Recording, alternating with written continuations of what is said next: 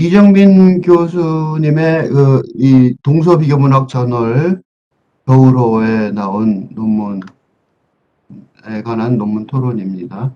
이정민 교수의 한국 정신분석의 두 가지 입장에 대한 고찰, 정신의학과 인문학의 사이에서라는 논문의 제목 그 자체를 보면은 짐짓 한국의 사례를 중심으로 하는 것 같은데, 실제로는 일본의 사례, 미국의 사례 및 프로이드 정신분석의 조죠. 의 사례를 종합하는 이정민 교수의 학문적인 넓이와 깊이로 인하여 이게 그냥 단순히 어느 한 국가만의 과제가 아니라 정신의학과 인문학의 통섭을 위한 길을 모색하는 작업이 되고 있어요. 그러니까 대단한 논문이라고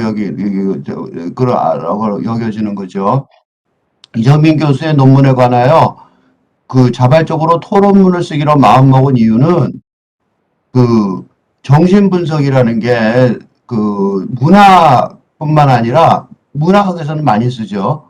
근데 사회학이나 철학 같은 다른 인문학 이론과도 융합이 돼 갖고 그 오랜 생명력을 유지하고 있어요. 그러니까 근데 이걸 더 이토록 여전한 정신분석의 인기 이면에는 석연치 않은 점이 있다라는 문제를 지적을 하는 게 중요해요. 그것은 정신분석의 또 다른 축인 임상의학으로서의 정신분석, 그죠? 치료하는, 정신질환을 치료하는 임상의학으로의 정신분석과 인문학적 정신분석, 이 접점이 거의 보이지 이게 제일, 보통 다들 뭐라 그럴까, 방 안의 코끼리라 그러죠. 있는데도 당연히 이 문제를 누군가 해야 되는데 아무도 안 하고 있는 그 문제, 아주 중요한 문제를 건드리고 있는 거죠. 그래서 이런 문제의식을 굉장히 중요한 문제의식인데 이게 지금 걸려있는 문제가 의학뿐만 아니라 문학도 걸려있고 사회학, 철학 다 걸려있죠. 인문학, 다른 인문학 이론들과 용합돼서 연결되어 있기 때문에 굉장히 중요한 그 분석의 주제인데 이거는 다들 거의 얘기를 안 하고 있다는 거죠. 그래서 이런 이정민 교수의 문제의식을 필자도 한동안 왜 이걸 안 하지? 이걸 왜 어떻게 해야 되지? 그런 생각을 했다는 거죠. 굉장히 중요한 문제의식이 있었기 때문에 이 문제에 대해서 자발적으로 토론문을 쓰기로 마음을 먹었을 거예요. 위에서 인용한 그래서 볼 수 있듯이 인문학자는 문학이라는 창을 통해 등장인물의 행위 뒤에 있는 무언가를 종합적으로 보려고 하죠. 저자에 따르면 이 무언가는 심리적인 것, 나르시시즘 같은 거를 이건 위에 인용한 글에서 설명하는 거죠. 예를 들자면 그런 거예요. 비롯되었겠지만 그들의 화살은 대체로 개인 심리 저편에 있는 사회적인 것, 위선, 뭐 악습, 권력 이런 걸 향한다 이거예요. 요 위에 있는 인용에서 의학자 또는 행위 뒤편에 의학자 또한 행위 뒤편에 있는 뭔가를 보려 하는데 근데 의학자들은 대단히 분석적인 태도고 무엇보다도 정상의 치료를 위해서 그게 목적인 거죠. 그러니까 거칠게나마 정리하자면 인문학자들의 정신분석론은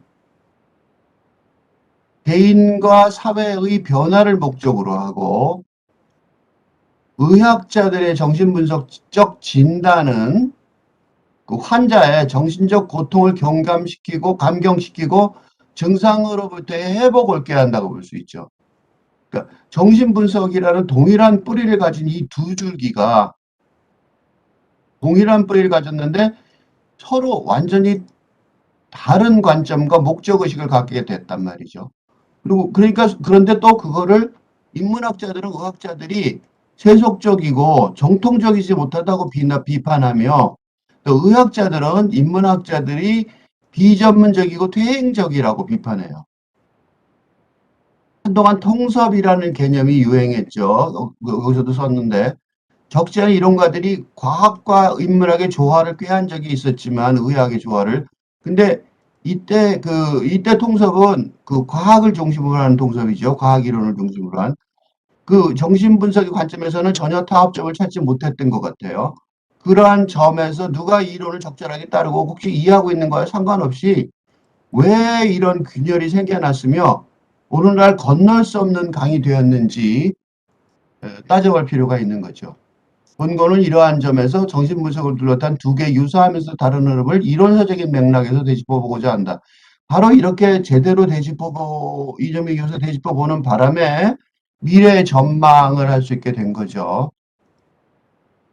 이정민 교수가 지적하듯이 정신분석, 특히 프로이드의 정신분석에서 임상의학으로서의 정신분석과 인문학적 정신의 접점, 정신분석의 접점이라는 문제, 그러니까 문학 분석의 방법론으로서 정신분석이라는 싹은 이미 프로이드 시대부터 있었어요. 그렇지만 그 후예들은 지금은 임상의학으로도 정신분석이 있죠. 그 후에 신도들은 서로 다른 거를 보고 있다. 이게 바로 문제의 핵심이죠. 비록 정신의학자들이 약물 치료 같은 방법을 선택지가 있죠. 근데 정신분석이 그 중에 하나의 방법론으로 생각했고 전부는 아니라고 생각하고 있는 거죠. 정신의학자들은. 그래서 이게 DSM이라는 게 정신의학의 말하자면 진단 교과서죠. 일종의 그 3판 출판과 더불어 정신분석이 정신의학의 왕좌에서 내려오게 됐을 때 지금 5판까지 나왔는데 계속해서 이게 진단 방식 또는 치료 방식, 기존 치료 방식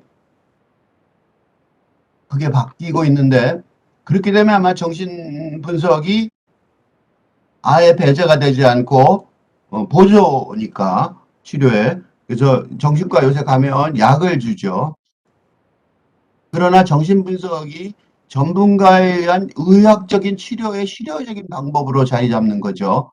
그러는 바람에 프로이드 시대부터, 그러니까 프로이드가 의도하지 않았는데 프로이드 시대부터 정신분석의 역사의 시작점에서부터 그러니까 전문가와 비전문가, 전문가는 의학 전문가죠. 영역투정이 벌어지게 됩니다. 문제가 이정민 교수의 요약에 의하면 문제가 불거진 것은 1926년이었는데 프로이드의 본거지인 오스트리아 빈에서 베어도르 라이크라는 정신분석가가 허가받지 않는 의료행위로 고발을 당해요. 고발한 이유는 명확하죠. 의사가 아니니까요. 근데 의사가 아닌데도 정신분석을 했다고 프로이드가 생각하고 있었는데 자기 애제자가 고발을 하겠으니까 구하기 위해서 여러 방법을 동원해요. 너무 빨리 성공한 거죠. 비전문가 분석의 문제라는 논문도 그런 노력의 일환인 거죠. 각고의 노력을 통해 다행히 그의 기술을 중지시킨 데 성공했지만 불신의 여전히 남아있었던 거죠. 정신분석이 여전히 문제가 뭐냐면 치료법이라는 거예요. 치료법이 되는 바람에 법률상 치료는 의사만이 가능하니까요. 그래서 이게 이제 이런 라이크 사건이 일어난 이후에 전 세계 정신과 의사들과 정신분석 연구자들의 경론이 당연히 벌어졌겠죠. 이게 처음부터 벌어진 일이에요. 특히 미국의 정신분석학계가 맹렬히 불타올랐다. 이정민 교수는 미국에서는 정신분석의 유행과 더불어 정신분석을 참청하는 돌팔이들이 지금도 미국에서 모티베이션 스피커라고 마음을 이렇게 의욕을 북돋우는 그런 사람들이 굉장히 돈을 많이 벌죠. 그 비전문가 분석에 가까운 사람들이죠. 그런 전통이 지금도 있어요. 그러니까 의사들은 굉장히 냉담하게 되겠죠. 일본에서는 그와 다르게 전문가 수준에 필적하는 일본 비전문가 분석 운동이 있었다는 거예요. 그러니까 똑같은 상황으로 갈등이 전개된 건 아니죠. 보기 드물게 자신의 연구 분야에 관해서 전 세계적인 조망을 할 수 있는 능력을 보통 우리 이 한국의 한국 논문을 보면 일부만 보지 이렇게 전 세계적인 조망을 하는 경우가 참 드문데 이 참 고마운 거죠. 그래서 특히 임상의학으로서의 정신분석과 인문학적 정신분석의 접점 바로 이런 문제에 대해서 독자들이 큰 그림을 그릴 수 있게 해주는 거죠. 그러니까 이렇게 큰 그림을 그리면 이제 미래의 전망을 할 수 있게 되는 거죠. 이는 이정민 교수가 다음과 같이 오랫동안 이 중차대한 문제에 대해서 집중한 학문적 역량이 있었기 때문에 그런 것 같아요. 그래서 참고문헌에 이렇게 많은 연구한 본인의 연구 기록이 이렇게 나와 있어요. 오랫동안 연구해왔고 아주 깊이 연구를 해왔다는 것을 알 수가 있어요. 이정민 교수는 전문가와 비전문가의 문제로 종종 국한되기도 하는 이거는 지엽적인 거죠. 어떻게 보면 그보다는 더 문제가 의사와 문학자와 의사라는 제도를 둘러싼 전문 정신분석의 관점 차가 더 핵심적인 큰 문제죠. 본류고. 이러한 류의 논의는 종종 비전문가와 전문가의 문제로 흘러가곤 하는데 그도 그럴 것이 정신분석에 대한 관점차를 문학자와 의사라는 제도로 귀환시켜 논해야 하는 것. 이 굉장히 중요한 핵심 문제를 지금 정확하게 이정민 교수가 가르쳐주고 있어요. 어쩌면 현재의 정신분석을 둘러싼 가장 핵심적인 질문일 수도 있는 거죠. 질문이죠. 프로이드의 말 맞다나 정신분석은 제도 안팎을 계속해서 건드려 왔고 정신분석 자체가 그렇죠. 기존의 제도 그러니까 정신분석 자체가 무의식을 건드리니까 의식을 중심으로 하는 이 근대 제도의 바깥을 건드린 거죠. 때로는 순조롭게 때로는 고난을 겪으며 발견될 것을 찾을 수가 있었다. 비전문가 분석을 결과사적으로 옹호하던 프로이드가 죽고 난 후 이러한 무대가 모두 정리돼 지금은 전혀 존재하지 않는다고 누가 말할 수 있을까? 그냥 언급을 안 하는 거죠. 너무 어려워서. 그런 것 같아요. 통섭이 전문가 비전문가 문제를 다루지 않고는 정신분석을 둘러싼 현재의 두 흐름을 얘기할 수 없다. 통합이라는 슬로건을 걸고 정신분석에 대한 논의가 공동으로 이루어진 적도 있었다는 거죠. 이게 이제 이 논문의 핵심 사례인데 이게 한국에서 벌어진 거예요. 그러니까 이정민 교수가 이런 통합을 하자고 얘기는 안 하고 있지만 뚜렷하게 이 논문의 논지가 한국에서는 있었다. 또 할 수 있지 않을까? 이런 거를 내가 속으로 읽은 거예요. 그런 말을 안 했지만 그 말하지 않은 말을 읽고 지금 그거에 내가 공부받아서 지금 이거를 얘기하고 있는 거예요. 어쩌면 극명하게 대비는 관점 차이는 대비할 수밖에 일본에서 영향을 받았으니까 식민지 시기로부터 전통과 전쟁 교육이라는 역사에서 말해서 서서히 벌어지기 시작한 것이기에 일순간의 모임으로 엮어낼 수 있는 건 아니었다. 이를테면 식민지 시기의 문학자, 의학자 일부 차이는 이론의 유리격 놓있던 일본으로부터 비롯된 거고 그 센다이 그룹의 정신의학자들이 도쿄 그룹의 부정적인 반응을 보였던 거는 당연히 미국의 정신분석 풍조에서부터 온 거죠. 의학자들이 비전문가 그룹에 대해서. 그리고 미국의 정신분석은 라이크로 비롯한 전문가 자격 논쟁으로 시작된 거고 참으로 정신분석에 대한 의학계와 인문학계의 관점 차이는 오랜 기간 누적된 것이 발현된 것이죠. 이정민 교수는 미국이나 일본에 성공하지 못했던 음상의학으로서의 정신분석과 인문학적 정신분석의 접점 찾기가 가능할 것 같았던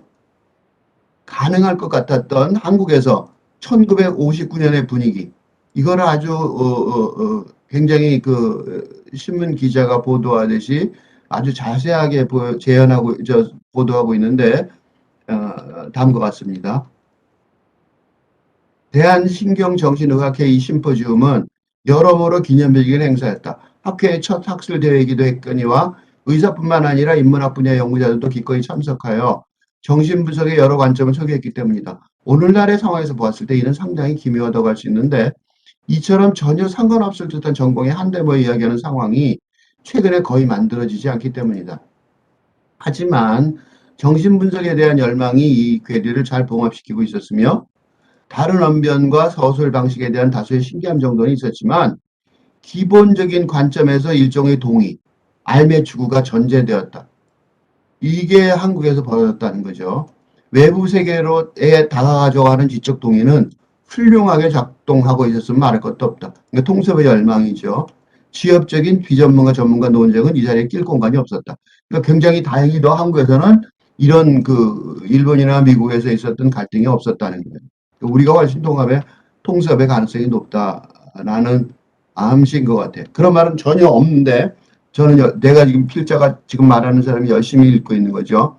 이정민 교수도 그렇지만 이게 임상의학으로서의 정신분석과 인문학적 정신의 접점 찾기에 관한 구체적인 미래의 전망을 지금 이 자리에 모색하려고 하면 무모하지 않으며 이게 오래돼 계속된 거니까 이게 쉽지 않다 이거죠.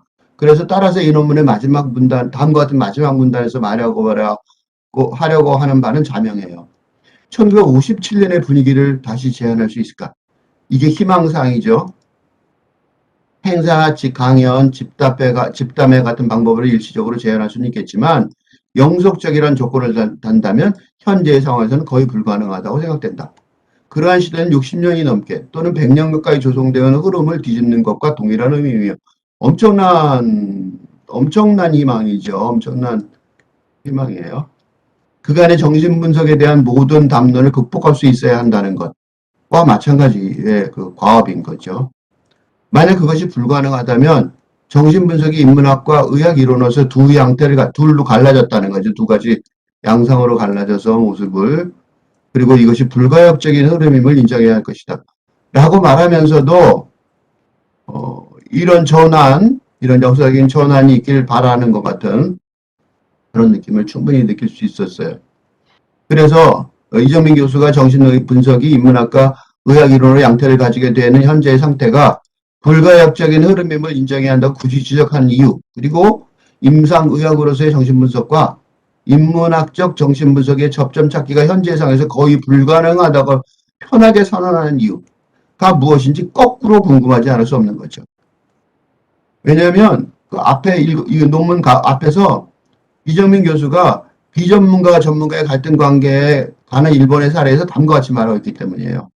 오츠키와 그의 연구소 동료들은, 이게 비전문가 그룹인데, 처음부터 큰 포부를 가지고 있었다. 그들은 정신분석이 치료라는 좁은 틀을 벗어나 세계를 이해하는 방법으로 발돋움하기를 바랐다. 장래의 문학으로, 교육학으로, 민속학으로, 사회학으로, 기타 정신과학과 관련된 모든 분야에서 정신분석이 영향을 뻗치기 바랐다.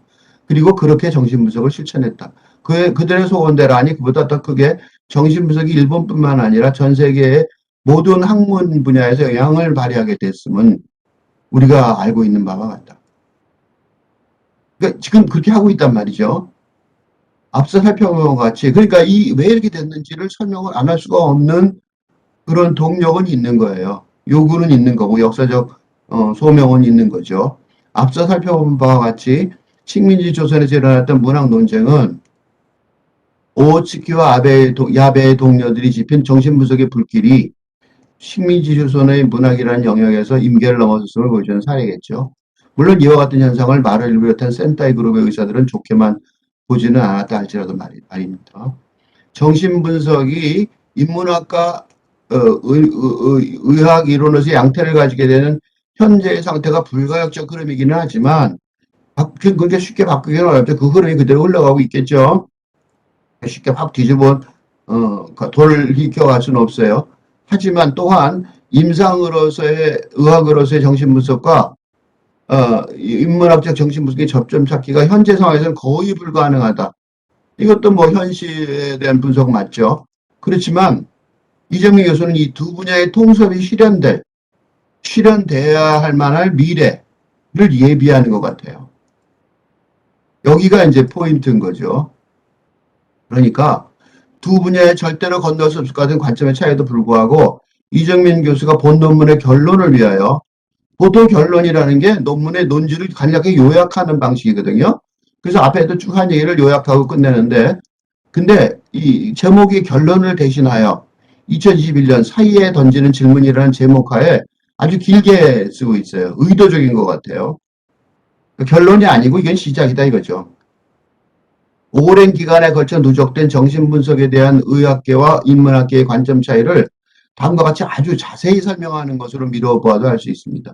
요컨대 이정민 교수는 이 두 분야의 공인된 차이점을 강조하면서도 이러한 차이점을 감싸고 넘어갈 수 있을 미래 연구 결과를 기대하고 있음을,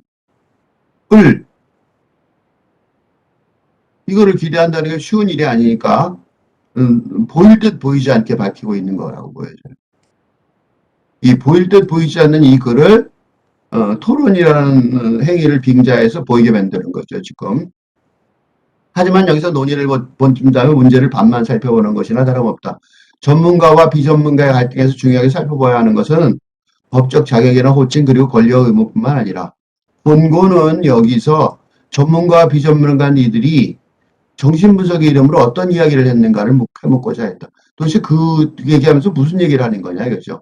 정신분석이 어떤 목적을 달성하기 위한 도구가 되었다면 그 도구를 어떻게 사용했는지, 그리고 이로써 어떤 것을 만들어냈는지에 관심을 가지는 편이, 이거 이제 그래야지만 이 두 개를 통섭할 수 있는 길이 보이는 거죠. 그냥 두 개가 다르다고 하는 게 아니라 왜 어떻게 다르고 어떻게 쓰였느냐를 보게 된다면 그게 이제 더 프로이드가 바라는 거 아니냐 이거죠.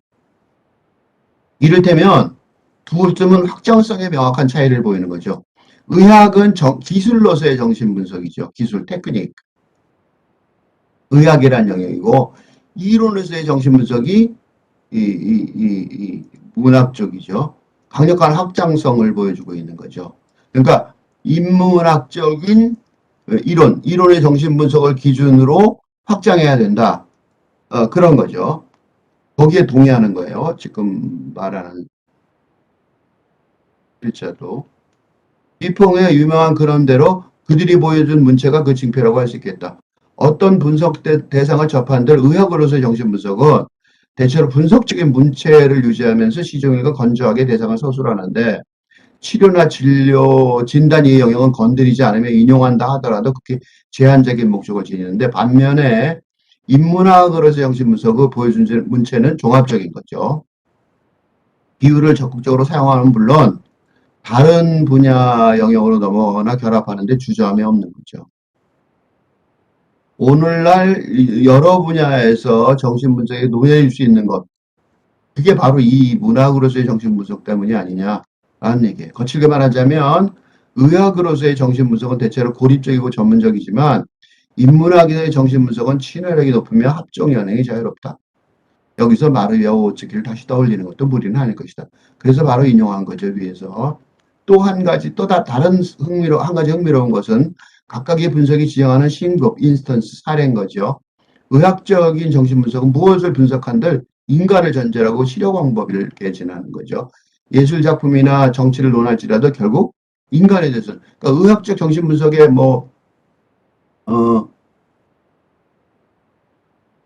화가의 그림을 분석하는 경우도 있는데, 그 화가를 분석하는 경우도 있는데, 그렇더라도 그 인간을 전제라고 치료 방법을 개진하죠. 정신과 의사들이 종종 사용하는 환자를 사랑한다는 문구는 단순한 구애에 지나지 않을 수 있지만 한편으로 자신의 행동이 어떤 대상을 향하고 있으며 어떤 결과를 목표로 하고 있는지 명확하게 보여주고 있다, 준다고 할 수 있는 거죠. 반면에 인문학적 정신분석론은 미시적 대상에서 식별할 수 있는 요소들, 등장인물을 보면서 거시적인 그 등장인물의 동인, 움직이는 요소, 행위하는 원인을 분석하는 거죠. 이 동인은 추상적인 개념이 일종의, 그러니까 개별 인간보다는 인간과 인간 사이의 관계를 분석하는 거죠. 그러니까 정신분석 연구자들이 사회 비판의, 그러니까 사회 비판적인 그 이론들이 정신분석 연구자들한테서 많이 나온 이유도 그런 거와 관련이 있는 거예요. 임상의학으로서의 정신분석과 인문학적 정신분석이 접점을 찾으려는 이정민 교수의 성의적인 노력에 힘을 보태야 된다고 생각했기 때문에, 왜냐하면 지금까지는 통섭이라는 게 자연과학적 환원론이 주도하는 통섭의 길이었거든요. 근데 그걸로는 통섭이 잘 안 됐어요. 근데 지금 이정민 교수가 바로 이제 얘기한 것처럼 인문학적 상상력이 주도하는 정신의학과 인문학의 통섭의 길, 이거에 동의하는 거죠. 그거에 대해서 나도 한동안 연구를 위한 기초 작업을 하여 보다가 이게 보통 이게 뭐 한번 기초 작업이라는 것도 한 10년은 걸리는 거죠. 최소한도 5년, 10년은 걸리는 일인데 하다가 2021년 6월에 시작한 이 교수의 조건 없는 학교라는 유튜브 채널을 하기 시작하면서 관련되는 길을 아예 공개적으로 그러니까 기초 작업을 내가 혼자 해서 나중에 결과물을 연구 논문으로 발표하기에는 생물학적 나이가 있어서 그 통섭이 되는 글들을 그냥 읽어와서 보여주는 게 어떨까, 그런 생각이 들어서 그걸 읽어오고 있었어요. 그러니까 이정민 교수가 하고 있는 이런 그 문제의식을 거의 똑같이 공유하고 그 기초 작업을 해오고 있던 거죠. 근데 은퇴한 교수라는 생물학적 나이를 생각하면 필자가 이걸 다 연구를 끝내서 어느 정도 설득력 있는 이론의 틀을 학문적으로 제시하게 될 수 있을지 이제 알 수가 없게 된 거죠. 그래서 이거를 그냥 이렇게 하다 말는 것보다 이렇게 정리를 해서 이정민 교수의 연구의 앞날을 응원하는 의미에서 더 나아가서 또 다른 인문학적 상상력으로 정신의학과 인문학의 통섭의 길을 모색하려는 미래의 연구자들을 위해서 지금 했던 거, 지금까지 우선 좀 계속하겠지만 이 교수의 조건 없는 학교론이나 이 교수의 에세이 리딩에서 지금까지 읽었던 거를 되짚으면서 하나의 큰 그림, 내가 그렸던 큰 그림을 재현을 하려고 합니다. 이건 이제 결론이 아니고 연구의 기초 작업에 큰 틀을 만들어 오던 그런 과정이었으니까 거의 이제 그 연구의 틀을 짜는 중이었죠. 그 재현이죠, 일종의. 이제 아이디어를 제시하는 거죠. 인문학적 상상력이 주도하는 정신의학과 인문학의 통섭의 길을 모색하려는 시도, 근거, 그런 근거를 지금 찾고 있는데, 그런 근거들이 이 정신의학 쪽에서 많이 나왔어요. 예를 들면, 이런 제목의 글, Most anguish isn't illness, but an evolved response to adversity. 그러니까 요게 그 글의 제목인데, 대부분의 앵기시 고뇌, 그러니까 우울, 불안, 외로움, 스트레스, 이게 정신의학적 어떤 질환이나 뭐 그런 거죠. 그게 병이 아니라는 거죠. 의학적인 질병이 아니라는 거예요. 그럼 뭐냐? 애드버스티, 곤경 상황, 적대적인 상황에 진화된 반응이라는 거죠. 적응하려는 반응이라는 거예요. 그러니까 의역하자면 우울과 불안 등 심리적 괴로움은 이걸 보통 정신적인 병이라기보다는 탈근대의 시대적 전환에 대응하기 위한 진화 반응이라는 뜻으로 유튜브 비디오를 잠깐 이 시작만 보여주면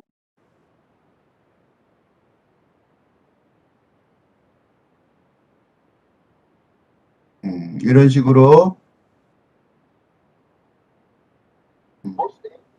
이렇게 해갖고 하고 있습니다. 요거를 이 인문학적 관점에서 요약을 하자면 내용을 시대의 전면적인 전환 상황이라고 규정하기보다는 이게 사실은 고뇌라고 정신의학적인 고뇌의 상태를 곤경이라고 이렇게 말을 했는데 곤경? 무슨 곤경이냐면 사실은 인문학적 관점에서 시대의 전면적인 전환 상황이라고 규정해야 되거든요. 다른 시대가 온 거죠. 전혀 지금까지와. 그렇게 얘기를 하니까 뭘 할 수 있냐면 정신의학적 치료의 근대적인 토대 자체의 의문을 제기하진 않잖아요. 의문을 제기할 수 없으니까 이제 그런 식으로 모호하게 말한다 이거죠. 이 글은 근데 이 글을 쓴 필자는 진화 인류학자예요. 정신의 과학자도 아니고. 그러니까 정신의학의 그 근본에 대한 비판을 이 정도까지 정신의학의 기본 전제에 대한 비판을 이 정도까지 의문을 제기할 수 있다는 거죠. 그러니까 정신의학이 근대적인 의학 체계를 벗어나야 되는 게 아닌가라는 의문을 제기할 수 있어요. 근데 사실은 이 진화 인류학이라고 해서 학이라고 붙었잖아요. 학이라는 건 학문, 전문가를 배출하는 대학 교육이라는 근대 지식 시스템에 속하거든요. 그러므로 이게 굉장히 최첨단 공부인데 최첨단 공부하는 사람들이 가장 큰 약점이 자신의 학문적 기반인 근대 학문의 시스템에 관한 전제 의문을 제기하는 게 요새 이 공부하는 사람들이 가장 고민이에요. 제기할 수밖에 없는데 제기하려고 하면서 또는 그러면서 그 전문가 양성 시스템인 대학 교육 체제 내에서 박사학위에 이르는 학문적 성과를 획득하여 대학 체제 안에서 교수라는 직위를 획득하려고 하니까 이게 양쪽에 낮에 모순인 거죠 스스로. 그러니까 자신을 박사와 교수로 만드는 그런 근대적인 체제 자체에 대해서 전문적으로 의미를 제기해야 되는 난경, 이런 난경에 이 학자만 아니라 탈근대 지식인들이 다수 처해 있는 거예요. 이게 문제고, 이게 그냥 처해 있는 지금 상황이 아니라 앞으로 계속 처하게 될 거라는 사실, 이 변함없다는 거, 이게 필자의 판단이기 때문에 이런 조건 없는 학교를 하고 있어요. 이걸 해결하려면 다른 어떤 이제 조금 다른 교육 체제, 방안 이런 것들이 필요하다는 거죠. 한 사례가 아니라 조건 없는 학교 6에서는 이런 글을 읽었어요. 아주 최근의 글들인데 일부러 고른 게 아니고 그냥 자연스럽게 만난 것들이에요. 그러니까 일부러 골랐다면 내 의견을 주장하려고 쓴 건데 그게 아니고 그냥 가장 많이 알려진 걸 그냥 고른 거예요. 누구나 다 알려진 Depression is more than low mood. It's a change of consciousness. 라는 에세이 제목도 마찬가지예요. 똑같은 문제점을 뚜렷하게 보여줘요. 우울이라는 게 그냥 처져 있는 기분, 켜져 있는 기분이라는 말 자체가 개인적이고 일시적인 문제 상황이라는 거죠. 이게 의학에서 진단 내리고 그럴 때 개인을 진단하잖아요. 그 이상이라는 거예요. 뭐냐? 의식의 변화라는 거죠. 의식의 변화라는 거는 사람 전체의 생각 체계 자체의 문제, 그러니까 공동체, 철학, 사상의 문제라는 거죠. 이런 제목도 뚜렷한 문제의식을 드러내요. 이것도 음, 이렇게 이렇게 읽었어요. 여기서 정리를 하자면, 이것도 요약을 하자면, 전근대 시대에는 광인, 미친 사람이라도 다른 동물들도 어떻게 보면 인간과 달리 좀 약간 다른 거죠. 지능도 낮고, 어떻게 보면 광인과 비슷한 처지인데, 공동체 안에서 자연스럽게 공존할 수 있었어요. 그러니까 전근대 시대에는 미친 사람들이 동네에 같이 살았어요. 개인적인 주체적 독립성이 강조된 근대로 들어서면서 이제 문제가 된 거죠. 우울과 불안의 정신질환이 개인적인 문제로 부각되고 치료의 대상이 됐어요. 푸코도 이런 걸로 얘기를 했죠. 푸코 얘기하기 좀 한없이 길지만 푸코의 중요한 저작 있죠. 병원의 탄생이. 탈근대 시대, 지금 시대에는 정신질환이 지금 이게 위에서 말한 것처럼 개인의 문제라기보다는 정신질환을 유발하는 공동체의 문제라는 거죠. 서치 리포트 이 고분의 한 부분을 영어로 된 부분을 인용해서 읽어보면 Search reports support the idea that depression stands apart from other forms of everyday experience. 이게 이 디프레션 우울이라는 게 일상적인 경험하고 같은 형태다 그렇게 생각하면 질병이지만 완전히 다른 형태라고 말할 수 있는 거죠. As the philosopher Matthew Ratcliffe has emphasized in his book Experiences of Depression, depressed people often say it involves a fundamental shift. 완전 본질적인 전환이 있다는 거예요. 세계관의 전환이. 뭐냐면 like entering a different world. 전혀 다른 세계 속으로 들어가는 것 같다는 거예요. 그러니까 world. 이거는 이제 포스트 모던 월드죠. 다른 세상이라는 거예요. detached from ordinary related other people. 그러니까 지금 살고 있는 근대 세계의 현실과 다른 사람들과 분리되어 있는 전혀 다른 세계로 쑥 들어가는 것 같다는 느낌이라는 거죠. 그러니까 그 다른 세계로 들어가는 느낌 때문에 우울이라는 게 생기는 거예요. 적응을 못하니까.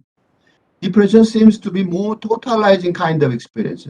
그러니까 어떤 이 개인적인 게 아니라 totalize, 전면적인 어떤 종류의 경험이라는 거예요. Than some others. Perhaps it is a distinct state. 뭔가 이게 비정상적인 질병이라 그러면 정상으로 돌아야 되는 의학적 심리 치료 입장이지만 완전히 분리되는, 구별되는 어떤 상태, 새로운 상태라고 그러면 새로운 세상이 되니까 인문학적 적응 노력이 더 필요해야 되는 거죠. 그러니까 의식이 있었어요. 그러니까 의식이 보통 의식 그러면 지금 세상의 인식이죠. 근데 이 지금 세상이 두 개가 된 거예요. 아니면 지금 세상이 달라진 거죠. 그걸 감수하게 더 빨리 보는 것일지도 모른다는 거죠. 이건 전제예요. 아직 모색 중이니까. 그렇지만 이런 것들이 너무 많이 나온다는 거예요. And can in turn reveal something about the nature of consciousness. 의식 자체의 성격, 그 본질에 대해서 지금 뭔가 다른 걸 보여주고 있다는 거예요. 그러니까 우리가 세상을 의식하는 방식이 하나 갖고는 안 된다. 세상이 두 개일지도 모른다는 거죠. Self report of people with depression. 그러니까 우울증에서 자기 보고서, 사람들이 자기 보고서, 이걸로 지금 이 논문이 주제가 쓰이는데 이 박사기 논문의 주제가 되는 거죠. 불황증을 가진 사람들이 자기 보고서를 써요. 그러니까 미친 사람들이 자기 보고서를 쓰는 거죠. 그걸 가지고 또 연구를 하고. 그거는 뭘 가리키냐면 deep interesting connection with consciousness. 글쓰기가 가능하다는 거는, 글쓰기라는 게 의식적인 표현이죠. 의식적인 표현의 전제니까 그 의식에 관련된 그 우울증 가진 사람들이 자기 보고서 자기가 글을 쓰는 거예요. 그러니까 의식과 관련된 그 굉장히 깊고도 흥미로운 연결이 돼 있다는 거죠. 그러니까 또 다른 의식이 있다는 거예요. To make sense of this idea. 도대체 이게 무슨 의미인지 이해를 해야 될 거 아니에요. 왜 이런 사람이 자기 보고서 쓰고 이게 연구 자료가 되냐고요. 그렇게 많으냐고요. Think about the effect of sleeping and dreaming on your mental life. 그러면 잠과 꿈에 대한 이게 이제 프로이드 얘기죠. 이건 무의식에 관한 얘기죠. And 근데 두 번째는 또는 or the experiences of emerging from deep dreamless sleep. 근데 이 사람들은 깨어서 있는 거잖아요.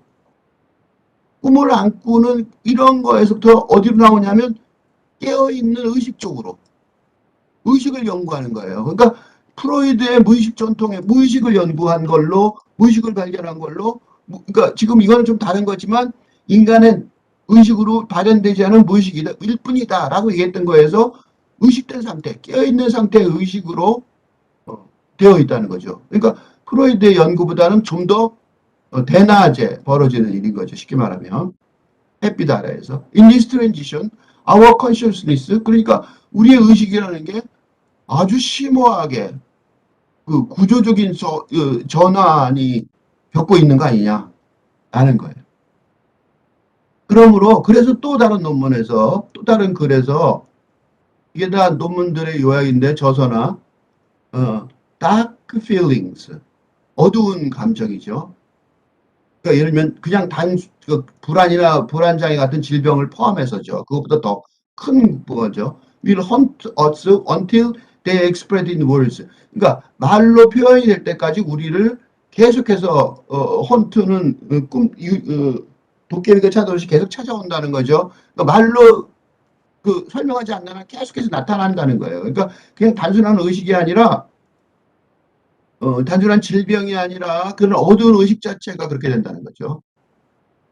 그래서 그거에 대해서 이런 식으로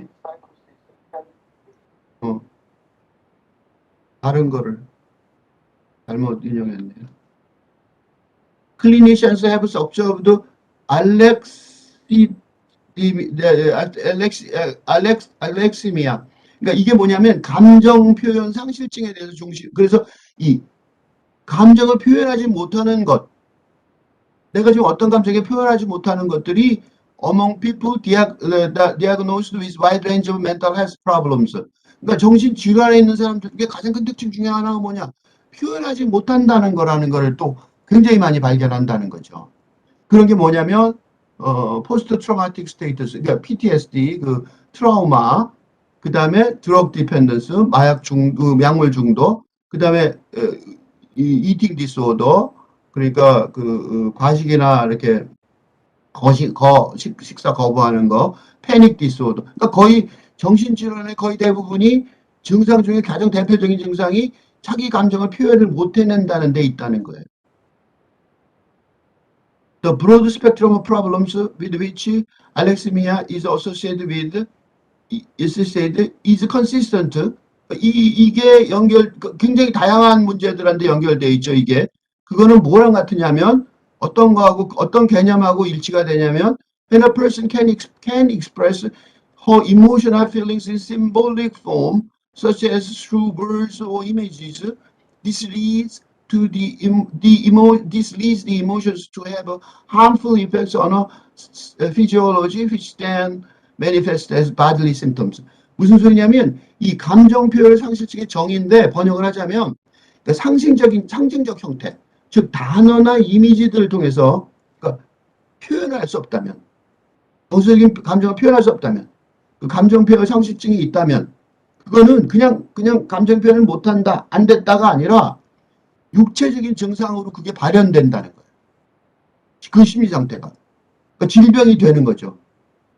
진짜로 정신질환이 되는 거죠. 그거 육체적으로 발현되는 해로운 결과를 초래하는 정서로 이어진다. 이게 좋은 말로 이렇게 풀어서 썼지만 사실은 정신질환인 거죠. 한국의 대표적인 정신질병이 있죠. DSM-3에도 등록되게 되는 화병이죠. 화병의 가장 큰 특징이 뭐냐? 몸도 아프다죠. 화병이 그러죠. 여기저기 몸도 아파요. 한국인의 집단적 트라우마라고 얘기하는 사람도 있지만 한국만의 상황은 아닐 수도 있어요. 선진국을 제외한 지구상의 국가 대부분이 지금 겪고 있는 삼겹살 구조, 전근대, 근대, 탈근대 혼란의 해결책이 부재한 상황이라는 거죠. 이게 지금 이런 글들을 내가 읽어나가고 있었던 이유인 거죠. 이런 시대전환에 대응을 못해서 벌어진 일이다 그런 생각이 들기도 하거든요. 가설이에요. 그래서 항의 해로 방안에 대한 심리 이론이 없죠.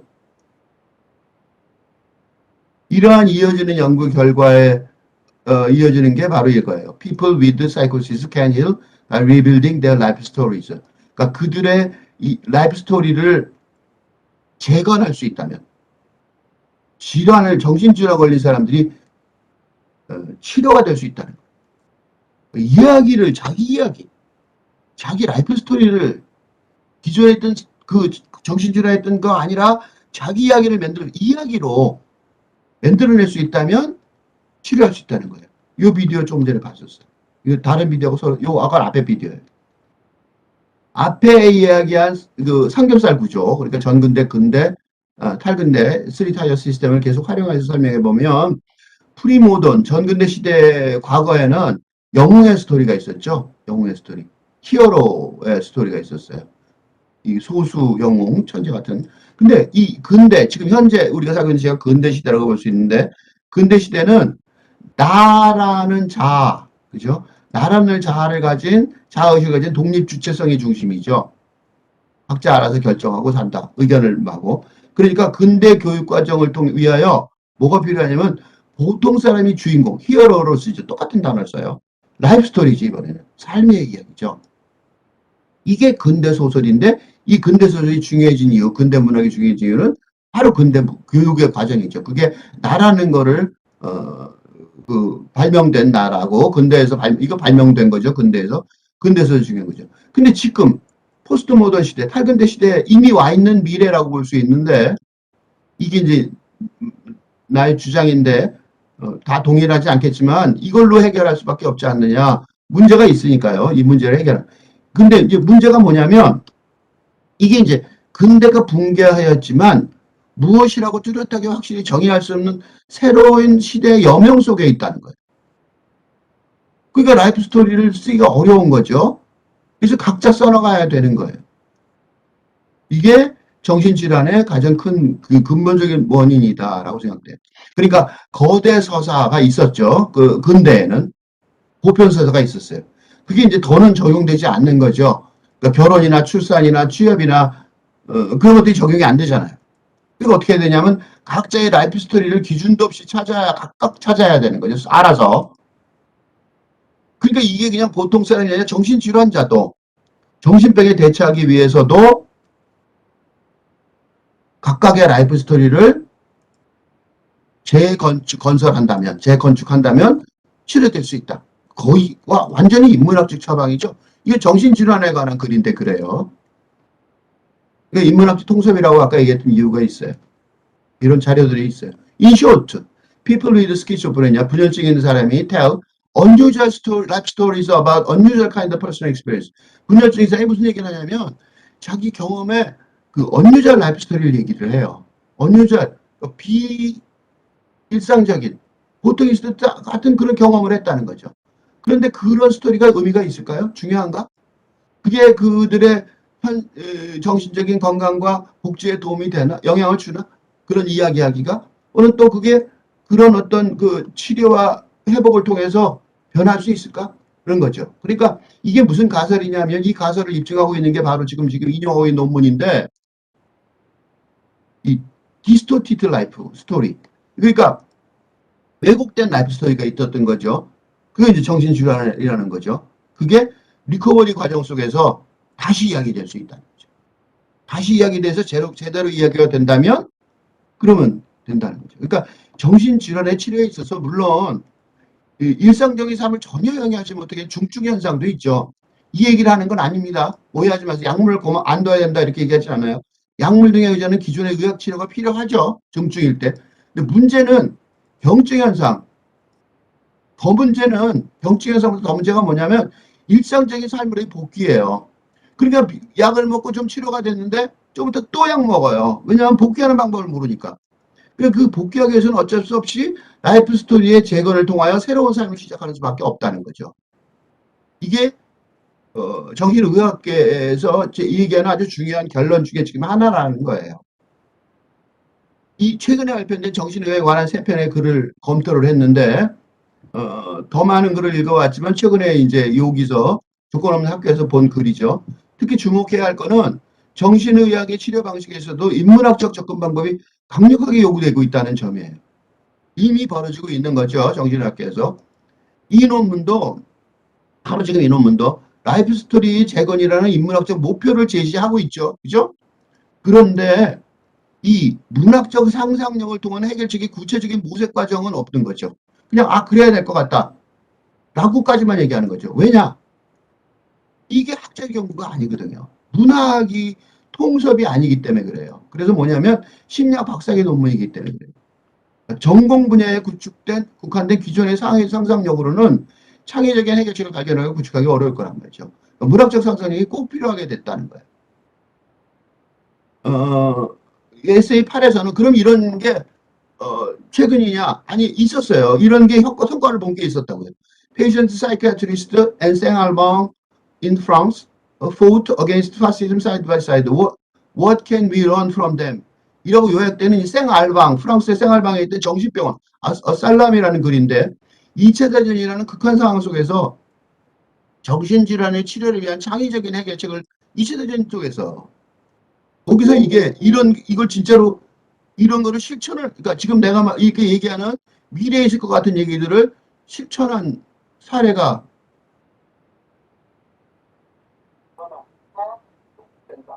이게 맨 처음으로 들어가 보면 보이는데 제목을 보여주려고 그래요. 어살람.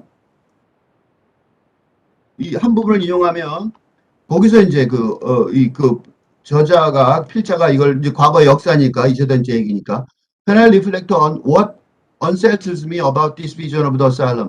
이 정신병동이 지금 혁명적이었던 이런 정신병동의 이런 전 비전이라고 그럴까? 어떤 미래의 어떤 해결책이죠.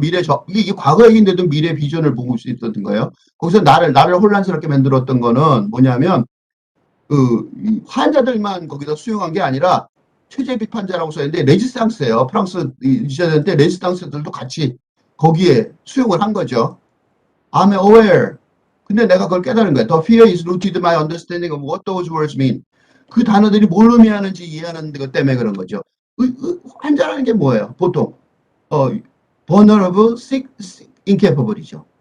그러니까 다치기 쉽고 허약하고 그다음에 병약하고 그럼 뭘 할 수가 없는 능력이 없다는 무능하다. 이게 병자죠. 디시던트. 레지스탕스는 어떤 사람들이에요? 폭력적인 사람들이죠. 그러니까 폭력적이고 강하고 위험하다는 거예요. 둘이 같이 서로 도와주고 했단 말이죠. 그 병동에서는. But Tosquelle and Bonafé were able to see what was neither of these roles were fixed. 이 두 개의 역할이 롤이라는 단어가 중요한데 이 롤이 고정되어 있지 않다. 그렇게 생각하지 않았다는 거죠. 그러니까 이 정신병원에서는 근대사, 이거 굉장히 유명해서 영화로도 나왔었는데 근대사회에 지정된 역할이 고정되어 있지 않았다는 거예요. 근대사회에서는 병자, 레지스탕스 이렇게 말하면 딱 누군지 알잖아요. 그런데 이거는 지금 현재 우리 탈근대 시대에 급작스러운 돌파하는 당황하는 근대인들이 배워야 될 교훈이 이런 거죠. 그래서 이 영화를 만들어주고 글로 쓰여지고 언급이 되는 거예요. 정신병동의 미래. 이거 유명한 영화로도 정신병동의 왜 영화로 나온 유쾌한 영화들이 대부분 다 이런 근거에 두고 있는 경우가 많아요. 환자라고 취급하지 않죠. 보통 환자라는 역할을 충실히 수행하는 것이 당연하다고 생각하고 병원이라는 근대적 조신에서 의사가 지정된 것과는 다른 역할이나 기능을 수행할 수 없을 것이라고 단정하죠. 그래서 이거에 반발하는, 이거에 다르게 행동하는 의사들이 박해를 받는 영화들이 많죠. 특히 정신과에서. 그런데 한번 생각해 보세요. 암에 걸렸다고 생각해 봐요. 실질적으로 주변에서 있을 수 있죠. 상제나 사기라고 생각해 보세요. 위험하죠. 물론 수술해야겠죠. 화학요법으로 암덩어리를 줄이고 그 다음에 수술하자는 제안을 의사가 할 수도 있어요. 여기서 문제가 뭐냐면 제안이에요. 이렇게 중요한 결정을 의사가 하지 않아요. 의사의 단호한 권고의 결과로 사망이나 불구등의 사태가 발생하면 의사가 법적으로 책임을 져야 돼요. 못해요. 그래서 결정을. 근데 환자는 의학을 모르죠. 접잔지접병에서 더더욱 알 리가 없는데 의사는 넌지시 제안할 뿐이에요. 내가 이거 오래전에 한번 내가 가족 중에 한 명 때문에 당했는데 너무 분노가 치밀더라고요. 그렇지만 의사의 마음도 충분히 이해가 돼요. 의사들도 100% 확실하지 못하니까 모호하게 제안할 뿐이고 이토록 중요한 결정을 환자가 알아서 해야 되는 거예요. 요새 코로나 시대죠. 걸리면 의사가 다 해줄까요? 점점 더 하죠. 알아서 하죠. 정신질환의 문제에 국한해 본다면 근대 의학에만 의존한 치료의 방법론은 이건 뭐 더하죠. 암도 그런데 믿기 어려운 상황인 거죠. 현실적으로 그래요. 그거는 근본적으로 시대가 근대에서 탈근대로 전환되는 상황이기 때문에 그렇다는 거죠. 그래서 이 Our illusory sense of agency has a deeply important social purpose라는 제목의 글에서 그러니까 우리의 그 agency라는 단어가 여기서 중요한 단어인데 agency라는 단어는 행동자라는 뜻이에요. 그러니까 자기 의식을 가지고 책임을 지고 하는 행동자라는 뜻인데 그게 여기 illusory라는 단어가 중요해요. 환각이라는 거죠. 내가 알아서 내 행위를 내가 결정했다. 그건 환각이라는 거죠. 그런 것들은 그게 환각이 돼버린 옛날에는 이게 환각이 아니었어요. 환각이 돼버린 그런 것들은 사회적인 목적이 있다는 거죠. 이거는 바로 왜 문제를 왜 이 문제를 언급하냐면 이런 행동자의 문제. 아까 그 의사가 환자가 누가 행동자예요? 결정할 수 없죠. 그러니까 인문학적 상상력의 도움 없이는 정신과학이 정신질환을 제대로 치료할 수 없는 상황과 이게 바로 행동자의 문제가 긴밀하게 연결되어 있거든요. 정신질환자가 그러니까 말하자면 정신질환자가 행동자라서 자신의 행동에 책임질 수 없는 사람이잖아요. 그죠? 그러니까 정신질환자가 살인을 하면 처벌을 못해요. 행동자로서 자기 행동에 책임을 질 수 없으니까요. 그리고 또 일상으로서의 복귀가 뭐냐면 그게 치료행위의 성공적인 결과죠. 그건 뭐예요? 그건 바로 자신의 행동에 책임을 질 줄 아는 행위자로 되는 것이죠. 이 행동자의 문제 되게 중요한 문제고 그런데 그래서 유튜브 비디오는 그것도 제목만 살짝 보고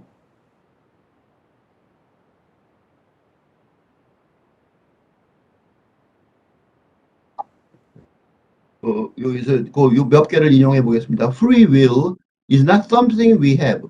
그러니까 자유의지 이게 갖고 있다고 이게 지금 굉장히 중요한 선언이에요. 우리가 갖고 있는 게 아니에요. 자유의지가 우리는 자유의지를 갖고 결정한다고 그러죠. 자유의지는 우리가 갖고 있는 게 아니라는 거죠. Something we feel. 우리가 느끼는 것도 우리가 갖고 있는 게 아니라는 거죠. These observations point to a fundamental paradox about consciousness. 아까 의식에 대해서 얘기했죠. 그 의식에 대해서 이거 근본적인 역설이 있는 거예요. 그러니까 기존에 있던 시대의 의식의 그런 그 기준을 갖고는 안 된다는 거죠. 그러니까 사회가 계속 이 설명을 왜 하냐, 정신의학하고 이 설명을 왜 하냐면 왜 정신학이 혼란에 빠졌냐, 왜 인문학이 훨씬 더 주도해서 통섭을 해야 되느냐 그 설명을 하기 위해서 하는 거예요. We have the strong impression 어떤 인상을 갖고 있냐면 we choose when we do and don't act. 언제 하고 안 할 때 우리가 결정한다고 그런 생각을 하고 있지만 그 결과로 그러니까 우리가 행위를 했어요. 행동을 하면 우리가 선택해서 했다는 거죠. 그렇기 때문에 그 결과로 그런 행동에 대해서 책임을 지게 하는 거죠. 사람들로 하여금. 그죠? 너 그거 했으니까, 넌 살인했으니까, 넌 처벌받아. 이렇게 되는 거죠. 교통사고를 저질렀으니까, 넌 처벌받아. 이런 거죠. 교통사고만 해도 운전해보신 사람 알겠지만, 그게 황당하죠. 내가 의지적으로 그 사람을 어떻게 다치게 한 건 아닌데. Yet many of the ways, 현재 법은 그렇죠. We encounter the world. 그렇지만 우리가 세상에서 만나는 모든 방법들은 그렇게 리얼 컨셔스 프로세싱을 요구하지 않는단 말이죠. 의식적인 프로세싱을 실제로 요구하지 않는다고요. 자동차 운전, 그죠? Our feeling of agency. 우리가 그 행동자라는 그런 감각은 아주 심하게 잘못되어 있다는 거예요. 그러니까 이 행동자라는 이게 근대적인 의식인데 이런 근대적인 의식은 더 이상 적용이 안 되는 거예요. 이걸 조금 더 분석해보면 책임 있는 의식에 기반한 행동자를 전제할 수 없다면 이거 심각한 얘기예요. 근대 법치국가의 징벌체계가 무의미해져요. 그리고 실제로 이런 일이 벌어지고 있어요. 심각한 범죄 행위였는데도 불구하고 미국 아주 부유한 집엔 자식이고 훌륭한 변호사를 고용하는 바람에 행위자가 미성년자라는 이유를 들어 무죄로 판결된 이게 진짜 미국의 유명한 사례가 최근에 있었어요. 또 우리나라에서도 있었는데 12살, 10살짜리 어린아이가 사이코패스처럼 6살을 유기하여 살인하고 시체를 훼손하는 재판이 진행 중인데 미성년자리 아주 어린 애들이죠. 1심 발견해서 주범 20년, 공범은 종신형이었는데도 불구하고 범인들은 무덤덤한 표정이었대요. 근데 알아들었을 리가 없죠, 그거를. 까미의 이방인에 나오는 메르소, 실존주의 소설의 대표적인 주인공을 생각해 만들죠. 실존주의 철학자들은 그런데 메르소나 사르트의 구테르는 옥강땅이라는 예외적인 인물, 그 사람들은 예외적인 인물이라고 생각했는 거예요. 선구자라고 생각한 거죠. 일반인이라고 생각 안 했던 거예요.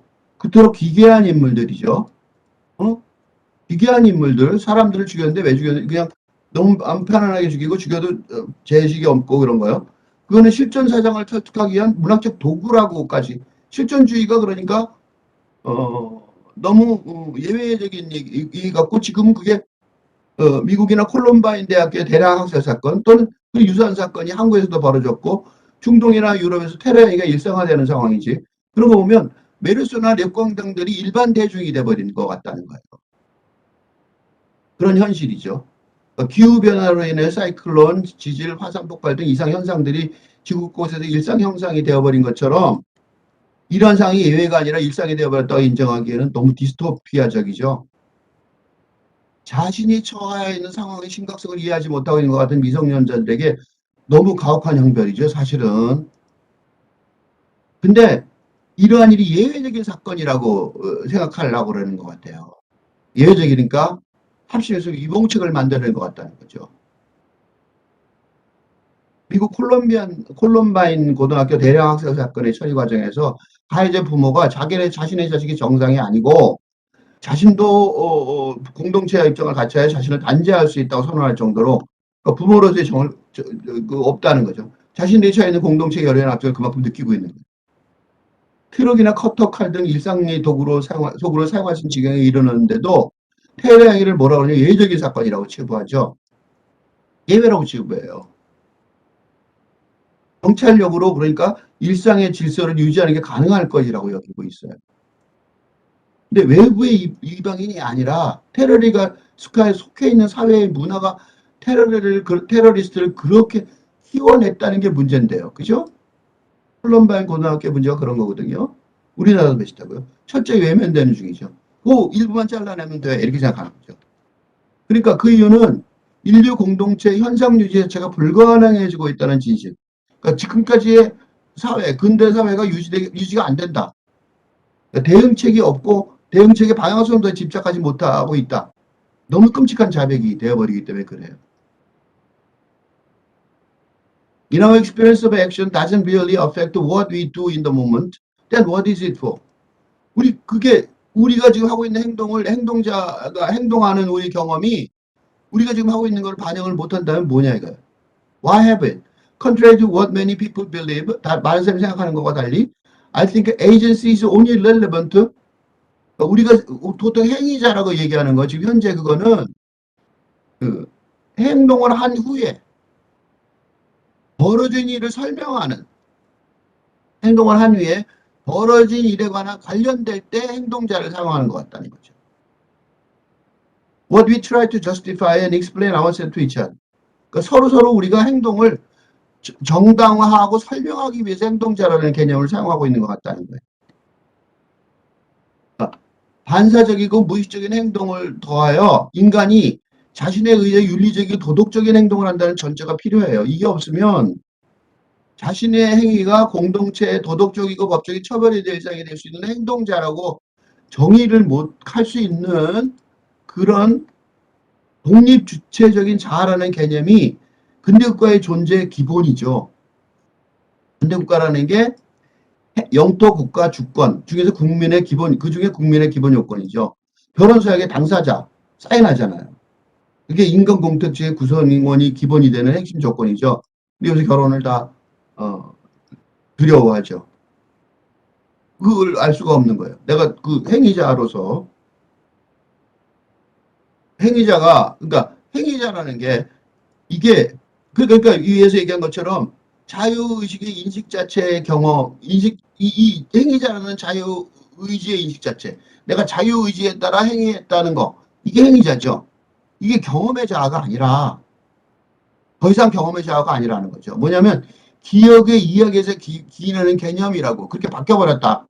그러니까 행동할 때는 내가 의지적으로 한 게 아니라 돌이켜보니까 그렇게 행동한 것 같다. 이렇게 한다는 거예요. 그러면 사회과학 정보의 신빙성과 효율성에 의문이 제기되냐 할 수 없죠.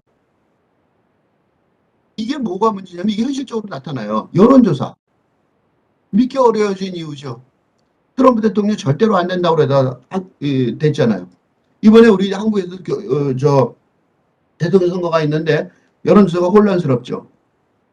인간이 행동자라는 전제가 이게 행동의 사전 기반이 아니라 행동 후의 이야기의 산물이라면, 이렇게 얘기하면 폼나는 말 같지만 극단적으로 말하면 사후 변명의 도구죠. 나 그런 일을 했는데 뭐뭐 때문이었어라고 한다면 그 설명을 잘하는 사람이 이기겠죠. 그럼 누가 잘해요? 변호사들이 잘하겠죠. 돈 많이 받는 변호사들. 유전무죄, 무전무죄라는 법제처에 대한 한간의 의혹이 입증되는 거죠. 이 의혹이 아니라 사실인 거죠. 얼마나 이야기를 효과적으로 구성해내는가가 법적인 판단에 결정적인 영향을 미치게 될 거 아니에요. 사후에 행동자의 결정된다. 그러니까 근대의 자를 독립주체성으로 간주해야 근대적 자아가 있는 건데, 지금 시대의 자아는, 탈근대의 자아는 데카르트의 극정이라는 용어처럼 나는 생각한다, 그러므로 나는 존재한다, 그런 게 없다는 거예요. 그건 극장이라는 거예요. 여러 개의 원고, 글 쓰는 원고 중에 하나일 뿐이라는 거예요. 우리가 말할 때. 그러니까 이거랑 똑같죠. 사회 변명의 도구라는 거죠. 행동자라는 말이. 그러니까 행동의 상황에서는 문제가 뭐냐? 지금 행동을 해야 될 때, 예를 들면 연인 간에 뽀뽀를 할 때 하나의 주체점에 행동할 수밖에 없죠. 그러니까 나는 요새 결정을 못하는 사람이 많은 거고, 햄릿부터 시작해서, 그죠? 햄릿이 그래서 요새 계속해서 기억이 되죠. 영국으로 되고. 행동적인 문제가 있다는 거죠.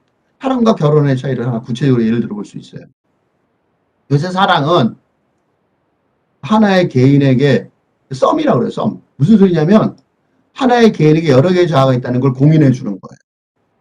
당신이 나한테 올인하지 않아도 된다는 거죠. You are something인 거죠. something, 여기서 나온 거 something. 그러니까 이거는 좀 냉정하게 말하면 나의 인생 전부를 당신에게 수신할 의도가 없다는 유보의 상태를 말해요. 그래서 프로포즈가 굉장히 요새 대단한 행사처럼 보이잖아요. 왜? You are everything이라고 말하는 거니까. 근대의 낭만적 사랑. 그거는 You are everything에 근거된 거잖아요. 그래서 결혼이 결정된 다음에 프로포즈를 하죠.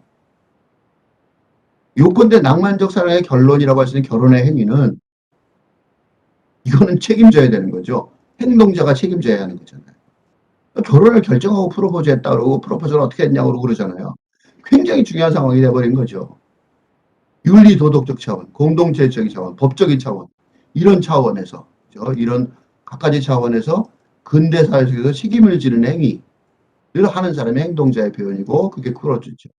이러니까 결혼을 두려워하는, 기피하는 경향이 생길 수밖에 없는 거죠.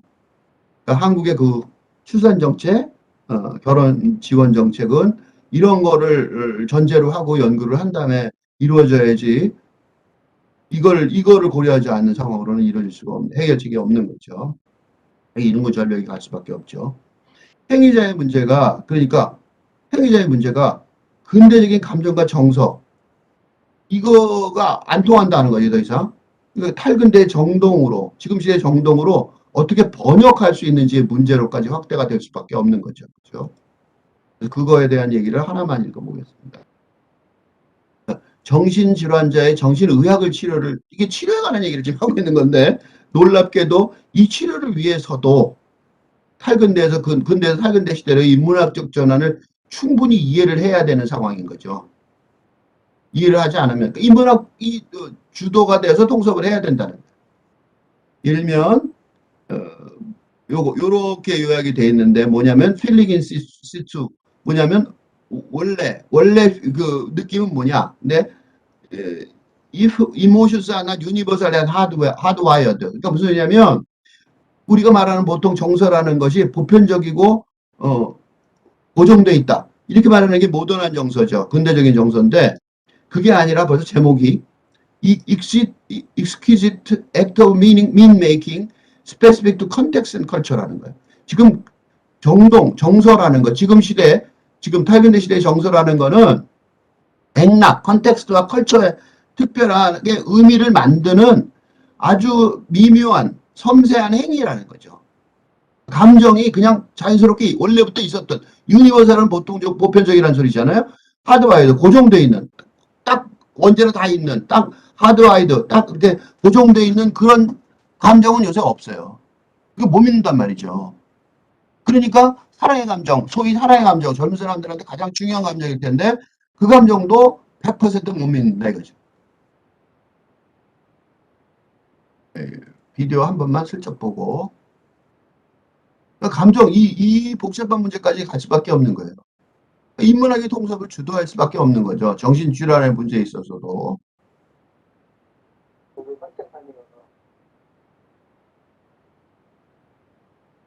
필링, 아까 내가 정동이라는 말을 그냥 슬쩍 썼는데, 필링은 감정이고, 즉각적인 느낌이고, 그 다음에 이모션은 어느 기간의 느낌이죠. 이거는 웨더하고 클라이met하고 비슷한 차이가 있는데, 앞에서 몇 번 봤던 삼겹살 시대, 삼겹살 구조요. 이걸 다시 활용해서 설명을 하자면, 정근대 시대에도 물론 인간의 느낌이나 감각이 센세이션이 있었겠죠.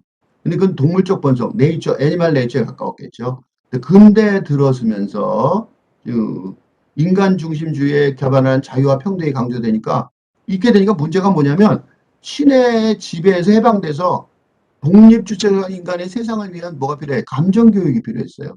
센티멘탈 에듀케이션이 필요해진 것도 플로벤의 소설 제목이죠. 감정, 지금 우리가 갖고 느끼고 있는 감정은 교육받은 거예요. 예를 들면 낭만적 감정의 낭만적 사랑의 로맨틱 러브의 I love you 같은 것도 그런 고백인 거죠. 배운 거죠. 이때. 근데 이제 탈근대 시대에는 기존의 근대적 감정과 정서의 체제에 의심의 눈길을 보내지 않을 수 없는 거예요.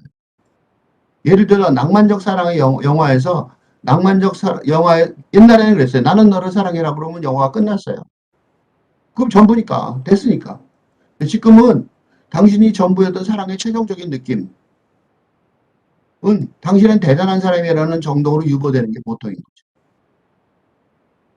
정신질환의 치료 자체에서도 건대과학의학으로 부족하다는 점을 강조하고 인문학과의 통섭이 절대적으로 요구되는 상황이라는 점을 확인하기 위해서 부정적인 어조로 설명했는데 사실은 이게 긍정적인 변화도 많이 초래했어요. 예를 들면 이 introverts are excluded unfairly in extrovert worlds. 이 무슨 일이냐면 내향적인 사람들은 외향적인 사람들의 세상에서 부당하게 배제되었다. 이거 굉장히 유명한 쿠아이어트라는 제목으로 나와 있는 책이 글인데 내성적인 사람들 인류의 3분의 1, 이 자신의 그러니까 모이는 거 우리 다 모이자. 그래서 제가 외향적인 사람들을 위한 거였죠. 근데 이거를 3분의 1 사람들을 구제하게 된 일이 벌어진 거죠. 이렇게 인문학적인 정신 분석을 연구를 하다 보니까. 그래서 여기서 자세히 보시면 관심을. 요새 이제 성격을 요새 그 외향성, 신경성, 개방성, 후어성, 성실성 MBTI 있죠, MBTI. 왜 MBTI가 열풍이 있냐면 바로 이런 것들을 분석하는 이 굉장히 중요한 업적. 이 내성적인 사람들을 구원해낸 내성적인 사람들, 파티를 안 좋아하는 사람도 있다. 그런 걸 알게 된 거죠, 사람들이. 그게 인류의 3분의 1이었는데도 불구하고 말이죠. 네, 이정민 교수가 이제 결론을 내리겠습니다. 한국 정신분석의 두 가지 입장에 대한 고찰, 정신의학과 인문학의 사회에서라는 논문의 결론 부분에서 정신의학이 인문학과 의학이론의 양태를 가지게 된 현재 상태가 불가역적 흐름임을 인정해야 된다고 굳이 말하는 이유. 그리고 임상의학으로서 정신분석과 인문학적 정신분석이 접점 찾기가 현재 상황에서는 거의 불가능하다고 표현하기 이유가 거꾸로 정신분석과 인문학의 접점을 찾기 위한 재현을 요구하고 있다고 생각했어요. 아, 이거를 요구하는구나.